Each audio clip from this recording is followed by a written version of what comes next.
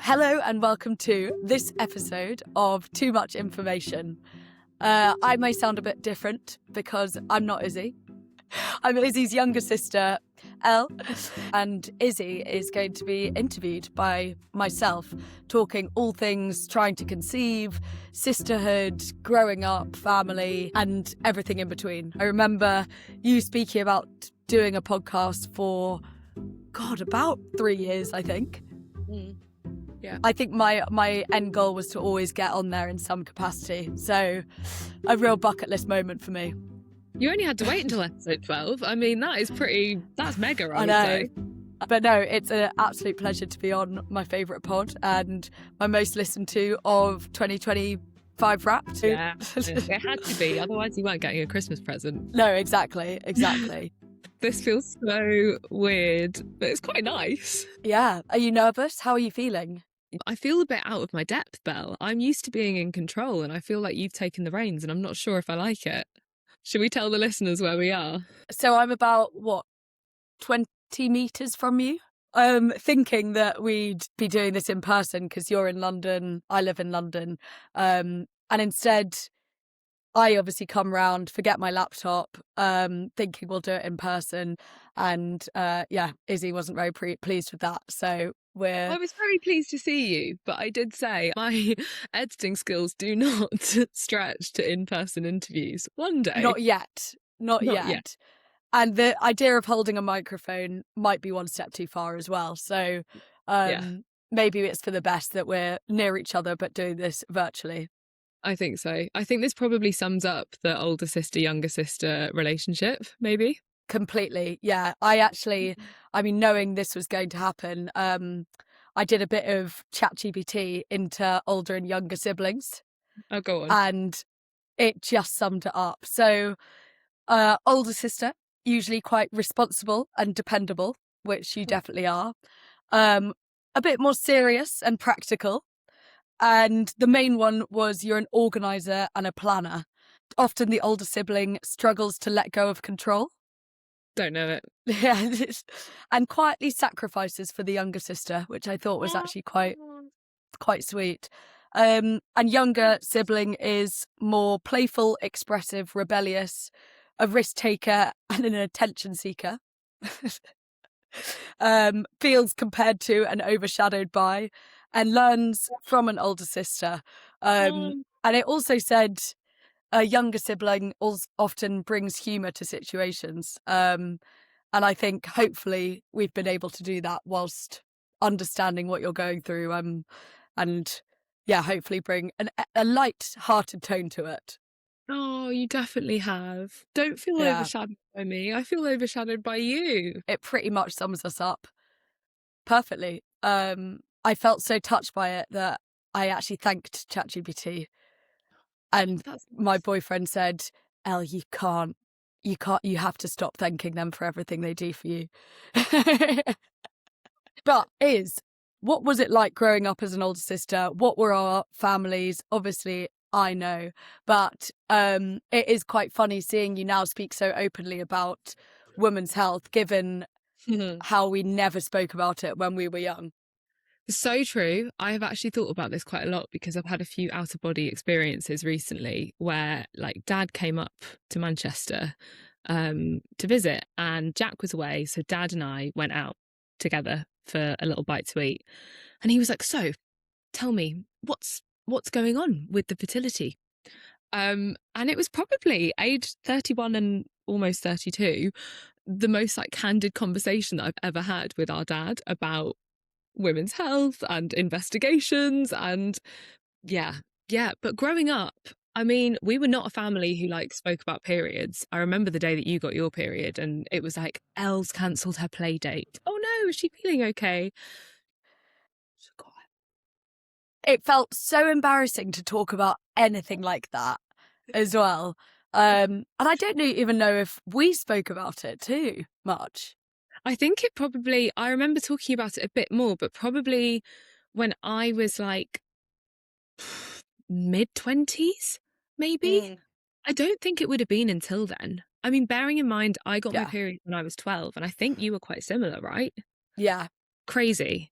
But I know. then I do feel like just in general, as a family, we've become a lot more open about talking about all of these scary health related things. And I've actually quite enjoyed seeing how mum and, well, not so much mum, because I think she's relatively, you know, she's always been relatively relaxed. Although she did always call tampons tampax, which really annoyed me. Because it felt like a kind of euphemism and like we couldn't use the word Yeah. tampon. Why?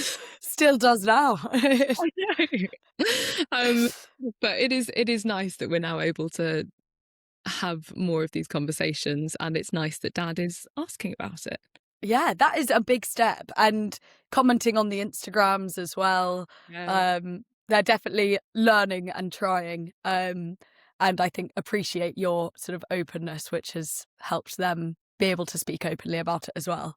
And 28 years later, I can finally say the word tampon and tampax openly to mum and dad. I've obviously listened to every episode, and I know you have done many a quickfire round, but I wanted to do one for you. Izzy obviously has sent me the most detailed description of how exactly this this episode is going to go. She said, "Here are a few examples," and said literally about 40. I was like, well, now there's none I can actually think of because you've named them all. But I managed to hopefully bring my own. So, are you ready for your quickfire round? Mm-hmm. Perfect. Pads or tampons? Tampons always, or tampax. Tampons. Tracking or trusting body? Ooh, this is not quick. Tracking to learn how to trust the body. Love. Thank you. Love that. Reformer or running? Running always, but for now it's reformer. Recording pods or filming reels? Recording pods, so much easier. Dream podcast guest? Oh my God, what a question. Dr. Nagat. She's a women's health doctor. She is on Women's Hour and on BBC Sounds. She's so outspoken. She's so concise. I just think she's brilliant. We'll make it happen. Manifest it. Favourite holiday destination? France. Dr. Google or Dr. ChatGPT? Oh, Dr. ChatGPT. The thing is with them, they often will say to me, "Don't worry," whereas Google is like, Isn't it? "Worry, you're dying." Google's like, it's cancer. ChatGPT is like, it's completely normal to be concerned about this. Yeah, and you ask like the most stupid things, like, I don't know, my tummy hurts. What should I do? I have two more. Stability or spontaneity? Stability always. Structure or freedom? Structure. Yeah. Oh, that's hard because that makes me sound so boring. No, you're not boring. What about you, Belle? Probably structure there. Yeah. Stability versus spontaneity, 50-50. I'm very determined. So if I have a plan, similar to you, if you have one plan, then that's it. Like, I'm doing it 100%. But sometimes you can get away with a few things in between. Yeah. So you feel a bit busier than usual, which is saying something because you really do manage to cram a lot into those 24 hours. But how has it been starting a podcast, being a one-woman show, doing Instagram and filming, editing, everything like that? How's it been? And yeah, how is your relationship with Canva? Oh my God. Canva and I have never been better. Wow. ChatGPT and I have never been better. Yeah, I guess I'm a one-woman band, but I rely a lot on AI and like internet tools. That day where Google Cloud went down was not a good day for the podcast. It's been great. I've loved every second, but also it's been busy. I think I went in with slightly unrealistic expectations. I'll do one a week. I'll have 2 guests every episode. That quickly, we just had to rein it in a little bit because that was just silly, wasn't it? Slightly excessive. It was excessive, yeah. Much more in the groove with it now, but I absolutely love it. Like, it's so much fun. It's so creative. and just getting that reception from people and getting those messages from people who just take the time to send you a DM to say, I just listened to this, I love it, here's my experience. I've had people Oh, along the way who've updated me too, so we've had really oh, nice DMs, and then that's so 2 months nice. later they'll message and they'll say, by the way, I did go to the doctor and they are checking me out for endo, or I'm Oh, pregnant. It's the loveliest thing. So yeah. yeah, it's a lot of work, but I absolutely love it. Yeah, it is. I mean, I can imagine. I know even over New Year's when we were together, then, we'd be off, I don't know, just on a massive Instagram scroll hole sitting on the sofa. Um, and you'd be there working away, doing your hair for another reel, editing. It's nonstop. It's non-stop. I've seriously considered getting Brazilian blow dries because it would make this a lot easier. Because you can't, you know me, you know what I look like 75% of the time, which is kind of slightly unruly hair, and definitely not wearing as much makeup as I do now. I definitely now will wake up on like a random Wednesday when I'm not going into the office. And even Full though face. going into the office, I'll be like, I must put on a bit of makeup and my hair must not look like I've walked through a hedge backwards because I need to film a reel this evening. It is very much worth it. What was your favourite reel to produce? Oh, do you know what? It's so funny because Jack always says, I'll wake up in the morning and I'm quite an early riser. So it'll be like 6:45 and I'll kind of sit bolt upright and be like, morning, I've had an idea. And he'll be like, oh no. But I woke up one morning and I was like, I've had an idea for a reel. And he was like, oh yeah. And I was like, I'm going to go and record it. So went and did my makeup and did my hair and recorded the first. I'm 31 years old and I've been trying to have a baby. And I think at that point it was for 7 months. Here are the things that make me feel triggered. And it's just because I'd woken up and I thought, it's so fucking annoying when you go to Pilates and they have the audacity to say, have you got any pregnancies in the room? And I'm there like, no. Yeah. Rub it in, will you? And then it made me think of all the other silly things that just made me think, oh, fuck off. Yeah. And that was that reel. And genuinely, I, I've never, I've never been viral before. It was You wild. went, well, you did for the New Zealand toilets, I Oh seem my to recall. God. That was the original viral reel. Yeah, that was where it all began. You were in New Zealand, weren't you? Yeah. And we were expecting for you to go viral because of the like crystal clear blue water, and instead you created a video on how good the public toilets are in New Zealand and got like 30,000 views. Yeah. It absolutely popped off. It did. They were bloody good loos though. Like They honestly. looked stunning. And maybe there's Yeah. something in that, Belle. Maybe it's this thing of like, in a world where everyone's quite kind of Instagram perfect, I suppose what I'm trying to bring, aside from the complete illusion that is my makeup and hair, is a little bit of realness to Completely. social media and to these conversations. Because yeah, I think it's you have done that though, for sure. thanks, Belle. And we love the honesty. If I sometimes see like my friend's mum who listens to the podcast and is like just random people who end up listening and loving it and following and asking how you're doing. I'm like, what about me? I'm doing well too. Yeah. I mean, one thing I haven't asked you is how are you? I'm not gonna lie, this last month has been, I actually, because I was at a wedding yesterday and it was the 31st of Jan. I was there with a bunch of people who I haven't seen in a while. And people obviously go, oh my God, how are you? How's the start of your year been? And at one point I was like, it's actually been pretty dread start of the year, to be honest. This time last year, I had my plan, right? We were starting to try and have a baby. And we thought, could take a few months, could take 6 months. It's not going to take longer than that. Like, come on, don't be ridiculous. And we were building our plan around that. And at the same time, we were trying to get planning permission for this building work that was happening downstairs. And I was sort of thinking, oh, well, with my work, I'm very happy where I am now. And then at some point in the next year, I'll be going on mat leave. So everything was quite organised, just how I like it to be. And flash forward to a year, and in the space of the next 2 weeks, we've got the building work started, which had been massively delayed, which is like slight upheaval in our home. I've got a new role starting, which I'm excited about, but the timing isn't great because the day that that new role starts, which is tomorrow, is the day that I start IVF medication.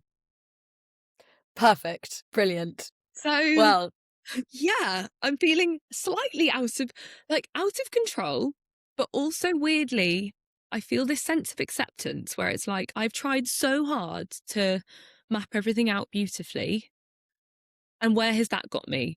It's got me to this place where I spent a lot of last year setting these expectations for myself and then not meeting them, which is a horrible feeling. And also saying no to things because I was like, oh, well, no, I won't be able to do that because I'll be pregnant or I'll have a young baby. Which again is a horrible feeling because those things come around and you're like, I could have done that anyway, which is like adding insult to injury. And now I'm like, everything's not quite as planned, but we're just going to roll with the punches.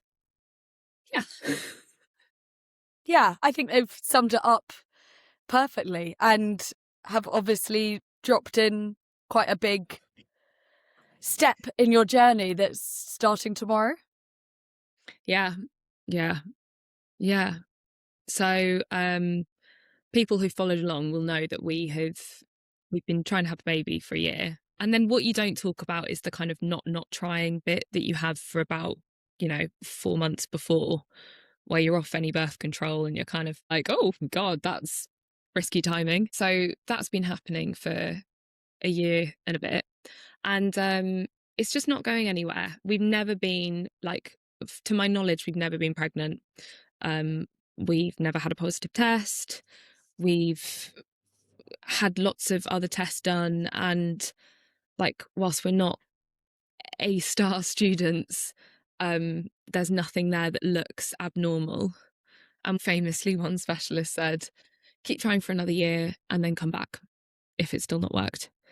And that just felt like such a kick in the teeth because the last year has been really bloody hard. I found it really hard, for all the reasons that we've mentioned and laughed about. And that's me personally. But it's like Groundhog Day. It's like a roller coaster. It's like the rockiest ride ever.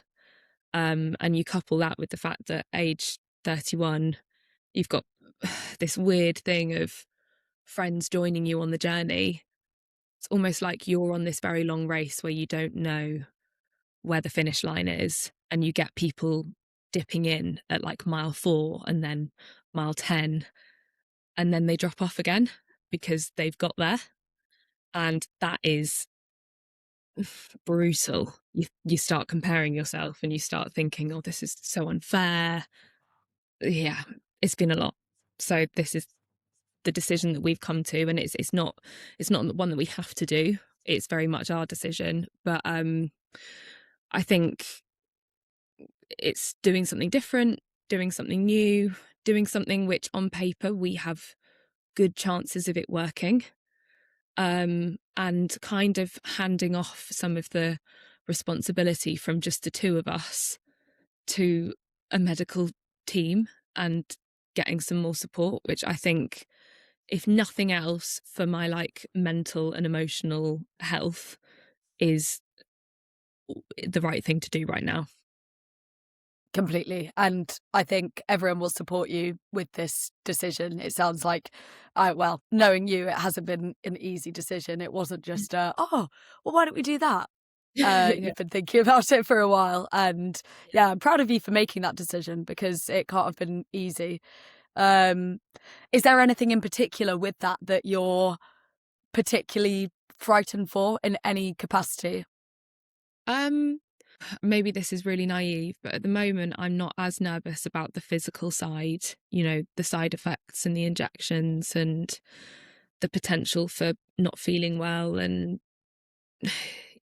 physical changes. I'm less worried about that and more worried about the emotional toll, because I think, I've not been on hormonal birth control now for 5 or 6 years. And I feel like I'm kind of just getting to the point where I get my body and what it's doing every month. So the thought of then pumping it full of more hormones is daunting.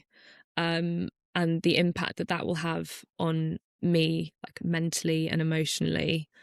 I like to be quite kind of, I think of myself as quite a level diplomatic person. And a lot of people that I've spoken to have said they kind of went a bit loopy. I've heard the words rage and irritable and like snapping at work. And I'm like, oh my God, this isn't me. Yeah. And then I think that coupled with obviously the underlying fear that A, it might not work, and B, what if it's the wrong decision? That's probably the bits that are the hardest at the moment. And from someone like myself who doesn't have all of the knowledge in the world about this particular treatment and everything else, is there anything, like, what is some advice that you can give both, you know, family, friends, husbands, anyone to say the right thing and do the right thing as well for you? What advice can you give me, basically? Oh, I think the one thing that springs to mind is a lot of people who you say, we've decided to start IVF, their response is, that's really exciting. And on one hand, I agree, it is exciting in a way because it's doing something proactive that you hope will result in the baby that you want very much. But there are so many other emotions that come before excitement. And I'm like more apprehensive and maybe a bit intrigued and feeling quite confident, I would say. Like, I feel, yes, this is good. But that's coupled with like nervousness, fear, a lot of jealousy. You know, I don't want an exciting pregnancy. I don't want an exciting conception. I would quite like to just have like sex for 3 months that's unprotected and it result in a very routine pregnancy test because it's worked. Like, that would be lovely. No one signs up for this. It's not ever a goal to do it this way. I think our cousin summed it up really, really nicely as well. And she said that's very scary and nerve-wracking and a bit exciting, and just listed probably every emotion that you could probably feel about this. Yeah, she really did. And I think that would be like the one piece of advice that I'd have for people is like to be there and to check in. All of that stuff is so important, but don't think that this is going to be the magic bullet, because I can't bear the weight of my own expectation that this is going to be the thing that does it, because the thought of it not working is a lot to bear. And I think, you know, that's me at a relatively early point in the journey. There are other people who've been going through this for years and years, and for whom IVF is kind of the last thing they want to do, or where this is the only option they have. And the weight of your own expectation is so heavy, but to have the weight of expectation of the people around you who think that's so exciting, this is going to be it, is almost feels too much on top of that, because you're like, oh no, but what if it isn't? Yeah. Does that make sense? Completely. Yeah. And you probably hear like joyous stories about it all working. And, you know, I spoke to someone who said, yeah, we had a IVF child and then we had a naturally conceived child afterwards. And that's amazing. But you then probably also hear the, you know, the less happy endings. So yeah, you've probably done a lot of research and have seen every forum going about the good, the bad and the ugly. But I think it's a big change. And, you know, new year, quite a big life change, new job.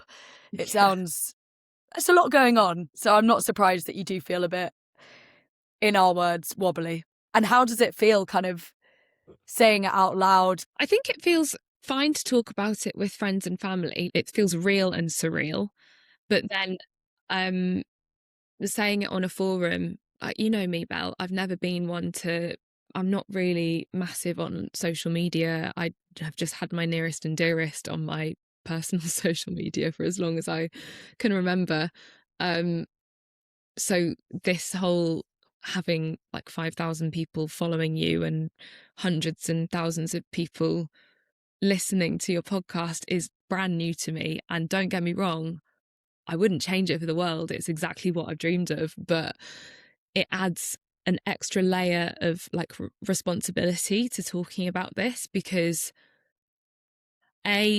we've decided to do this off our own back, so we're going privately, and I've never felt so keenly aware of the privilege that you carry being people who can afford to choose fertility treatment, but also everyone's different. There are some people who just do not want to do any kind of intervention or treatment, or who are absolutely terrified of like doing what is quite an invasive procedure and protocol in a medical setting. And I just, I guess this is me being a bit vulnerable, but I could sit here and say I don't care what other people think. I care massively what other people think. I just hope people can kind of see past that and see that it's not going to change me, and that I still think that other people's decisions are so valid. Yeah. Well, it'll probably, I imagine your Instagram will go down an ever so slightly different route, but you'll still have that same informative comedy. But yeah, I think you'll have support. Thanks, babe. From everyone, hopefully. Too. No trolls allowed, I'm afraid. The trolls can come, they're great for engagement. Yeah, true. Yeah. No, don't troll. Not when I'm knee deep in hormonal weird pills and injections. I don't think I can. Exactly. Oh, and will you be all right with needles? Yeah, I've actually seen them. We had our meeting with the nurses the other day and they showed them to us. They're so small, the ones that we've got. They're like this big, and it's a bit like a kind of EpiPen, or I'd imagine it's what, if you're taking like Mounjaro or Ozempic, I'd imagine it's what you have for those. You stick it in your tummy and it just goes. And generally I'm fine with needles. And also, once you get to this point, I've had so many blood tests. Yeah. I've had so many people looking in between my legs. I'm like, yeah, all right, go on then. Another day. Yeah. I mean, we definitely got our practice doing piercing our ears during COVID as well. Oh my God. I think it was my right Whatever one's on a wonk was the one I did for you. Well, no, because I had to redo it because we got these piercing guns off Amazon during lockdown. Do not recommend this. Yeah, I think I panicked and just went so nowhere near the dot that you drew. And we were filming it as well. And my face during it just goes, oh God, what have I done? But good practice with needles, hopefully. That's so true. Hopefully. And final thing, are you going to be speaking about this on Instagram? Yeah, I think so. I think I will. I don't know if I'll share it in real time because I feel like there's quite a lot of pressure on yourself anyway. I don't really want to add to that pressure by thinking, oh God, I haven't shared my video from today. And also, I guess I want, the people and the listeners who are here, like, yes, this podcast has got a bit more of a fertility focus on it at the moment because I think whether people are trying to conceive or not, a lot of people who are, in their mid-20s to 40s are interested in that topic. But that's not to say that that's going to be all this is. This is not going to become a channel just for Izzy's IVF journey and then that turns into Izzy's journey with a baby, because yeah, that's not my plan. I'll talk about this as openly as I can, but it's more in terms of like bringing to light something that I think a lot of people wonder about, but we're still going to talk about other topics as well. Amazing. Yeah, I think I need like an idiot's guide because Yeah. you were saying words, it genuinely was going in one ear out the other, like explaining the process and everything, and I was just there like really trying. So I've tried to do a bit of my own research, but there's nothing quite like Too Much Information podcast to give you the real deal information. And what other topics are you keen to share? Is there anything in particular? That's a really good question. I mean, one that's come up quite a lot, which it's weird to be like, I'm so excited about this one, but I think it's really important, is miscarriage. So that's one. One that you have spoken about a lot, which other people have too, is exercise and like hormonal health. And I just think whatever stage of life you're at, I think it would be amazing to get someone really, really good on to actually talk about different people responding to different types of exercise, because like I just know firsthand how much that has impacted my cycles. 100%. And I had a marathon back in November, and it was a really good day. Like the weather was gorgeous, perfect. And I came out of it and someone was like, wow, you did so well. And I was like, thank you. I genuinely think I just was in a really good part of my period cycle. I would love a bit more information at that. And I said it very openly, like in the office around a few men who look at me and go, oh, but I think it's really important to kind of speak about, because they don't really have to go through that. I think that sounds really exciting. Yeah, me too. I'm not worried about running out of conversations because there's just so much to cover. Always. No, completely. And I know we've spoken about doing a few bits on mental health, so hopefully maybe we'll see a bit of that as well. Yeah, I also things like neurodivergence, and I also want to talk a bit about menopause. I used to work for a women's health startup where part of our product was menopause support.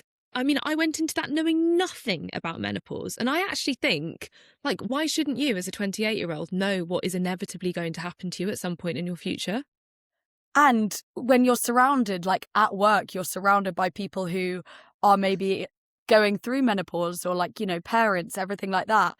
It has such a stigma attached that, you know, you get really hot and cold and flustered and you get really angry, but I have no idea like anything else about it. So I think that would be great.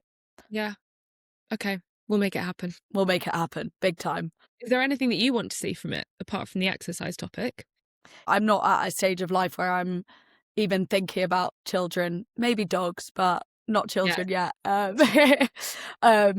But I think it's preparing me mostly just for conversations with you and inevitably friends as well, when they start looking and thinking about having children or even not having children. But yeah, I think anything to do with like cycles, period cycles, and how we can survive and kind of utilize them to our best to bring out the best in us, whether it's through exercise or any other creativity as well. That would be really helpful.